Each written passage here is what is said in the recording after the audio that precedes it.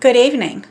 My name is Janice Ledbetter, and I'm here to talk to you about a subject that not only stirs my passion, but also stirs my anger.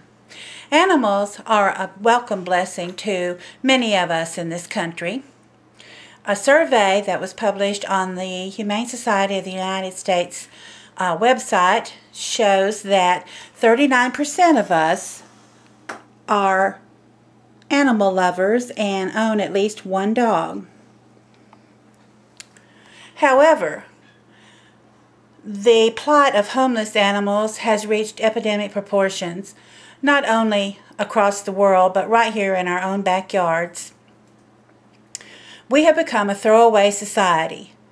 We tend to discard the things that we no longer need or want, and for some people, their animals have become disposable as well. Shelters are stretched to their limits with too many animals and not enough resources with which to care for them. In Putnam County alone, the statistics are staggering. According to the Cookeville Putnam County Animal Shelter newsletter, Paw Prints, in the third quarter of 2010 alone, there were 1,227 animals brought into the shelter. Of those, 386 were either returned to their owners, adopted, or sent out to foster homes, leaving an 841 to be euthanized.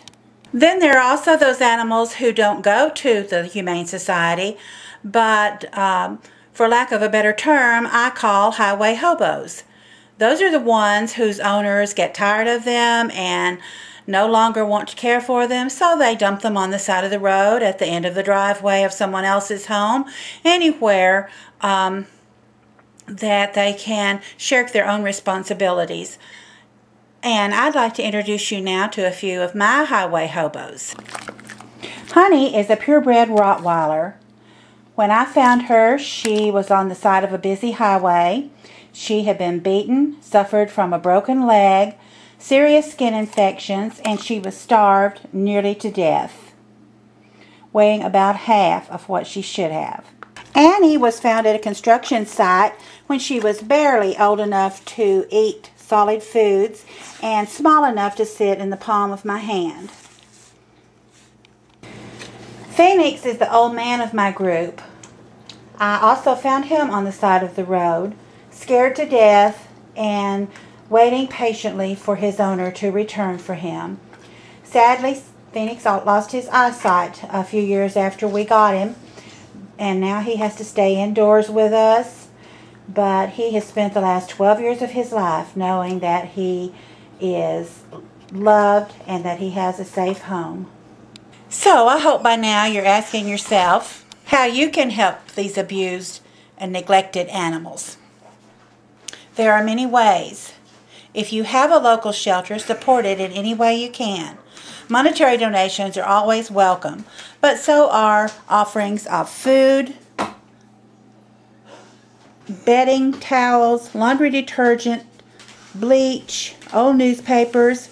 Every shelter has a wish list that they will gladly share with you, not just at Christmas, but every day of the year.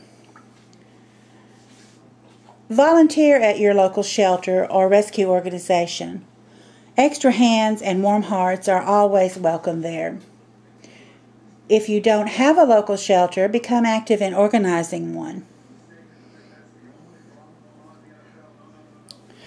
Many people who would gladly help with building a shelter and getting one together are just waiting for you to lead them.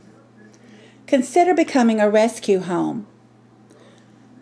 It's a great way to help homeless animals as well as the shelter in your area.